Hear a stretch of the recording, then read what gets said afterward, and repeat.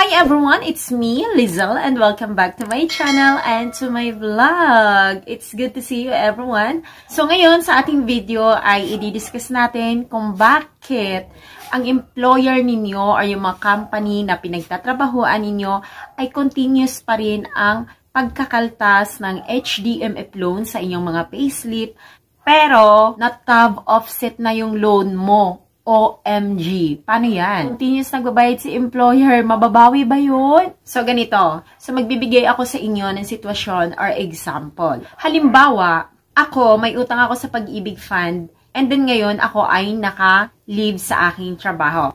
Leave without pay ako. Okay? So, it means no work, no pay. Super aware ako na may utang ako sa Pag-ibig loan. Hindi ako na self-employed sa pagbabayad dahil nga parang kampante lang ako na may employer naman ako. And then, nakalimutan ko na no work, no pay nga pala ako. Ngayon, nagbakasyon ako, saya-saya ako sa bakasyon ko. And then, bumalik ako sa work. Makaka-receive na ako ng salary. Of course, kasi ano na ako back to duty na ako. And then, nagkaroon naman ako ngayon ng kaltas sa aking payslip sa HDMF loan. Siyempre, matik na makakaltasan talaga ako ng HDMF loan kasi nga naka-record ito sa system ng aking employer. Okay? So, yung loan ko, bago ako nagbakasyon, hindi ko naman siya pina-stop din kasi hindi pa naman ako fully paid. Alright? Hindi ako fully paid, hindi rin naman ako nag-renew ng loan bago ako umalis. And then ngayon, let's say,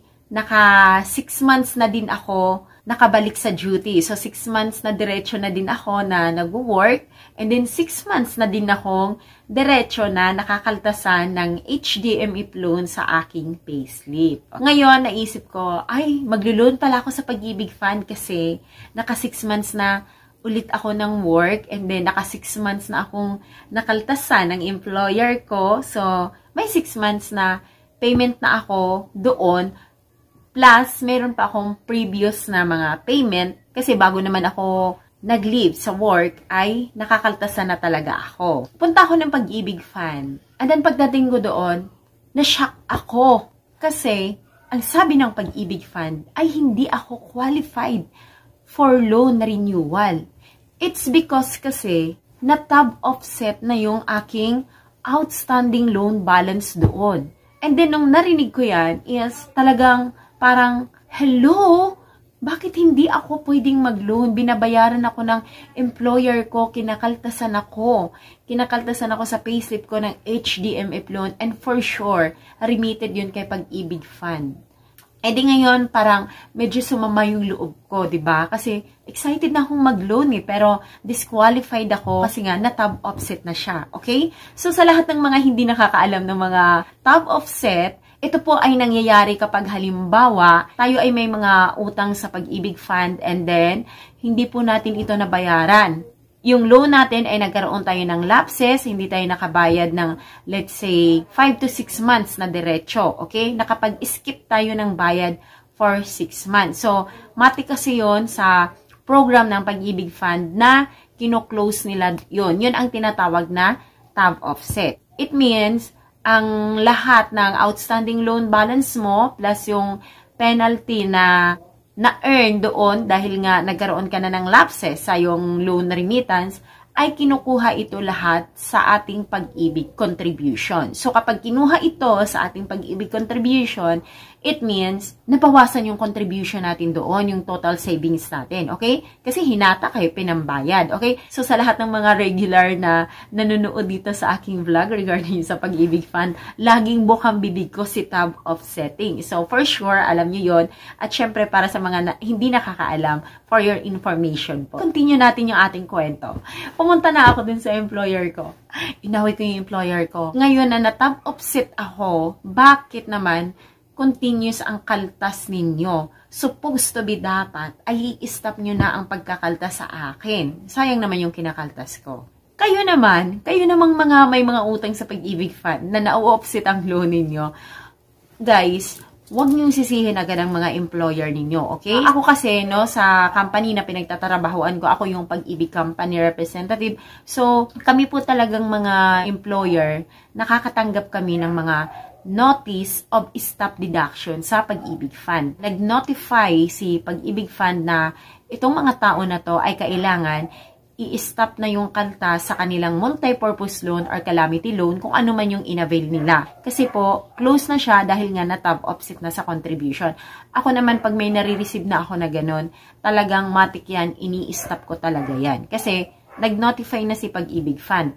Ngayon naman, kung sa sitwasyon ninyo na, katulad sa example natin, sa kwento natin, ay hindi na-stop ng employer ninyo, please, wag niyo po silang awayin kasi baka mamaya naman po ay hindi pa sila or hindi sila naka-receive ng notice of stop deduction. Okay? Kasi for sure naman kung naka-receive si employer ng notice of stop deduction from Pag-ibig Fund, ay for sure na i-stop nila yon, di ba? Kasi in the first place kasi guys, ikaw sa sarili mo na Pag-ibig loan borrower, meron kang utang. Alam mo yun sa sarili mo. So, aware ka, okay? Pabakasyon-bakasyon ka, pa-chill-chill ka. Ngayon, bumalik ka sa duty mo. Supposed to be dapat, kapag nawala ka sa duty mo ng katulad sa example natin naman, kailangan pagbalik mo ng duty, i-inform mo na mismo si employer mo. Ma'am, sir, kababalik ko lang pala ng duty kasi po nakalib po kasi ako. Ngayon po, may utang po ako sa Pag-ibig Fund.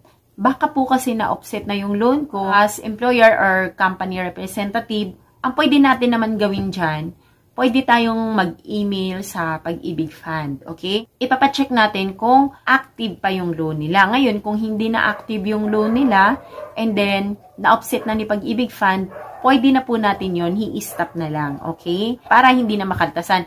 Para kasi para yung nakakaltas sa kanya, maidagdag na lang yun sa kanyang sahod, di ba? Sa mga loan borrower ng Pag-ibig Fund, huwag kayong mag-alala, kahit naman nakaltasan kayo ng employer ninyo, kahit na offset na ang loan ninyo, ay hindi naman po nawawala ang pera ninyo. Yes, mag-flow talaga yung mga remittance na pino-forward ni employer doon kay Pag-ibig Fund.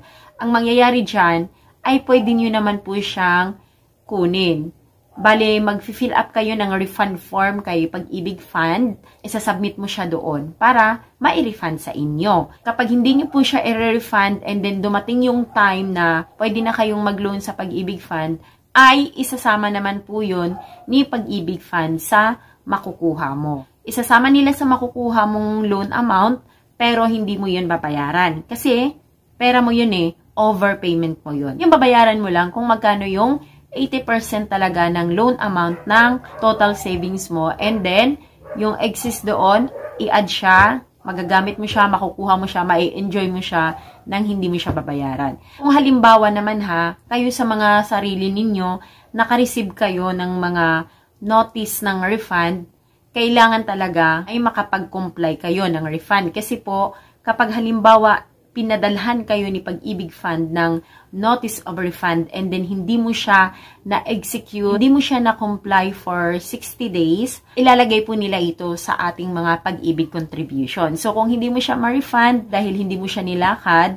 hindi pa rin mawawala ang mga overpayment natin sa ating Pag-ibig loan. So, paano mo naman malalaman kung nilagay talaga ni Pag-ibig Fund sa ating contribution? Simple lang. Pumunta ka ng Pag-ibig Fund and then kumuha ka ng print out ng yung contribution at itanong mo na din sa kanila yon. Kasi makikita naman yun sa kanilang system.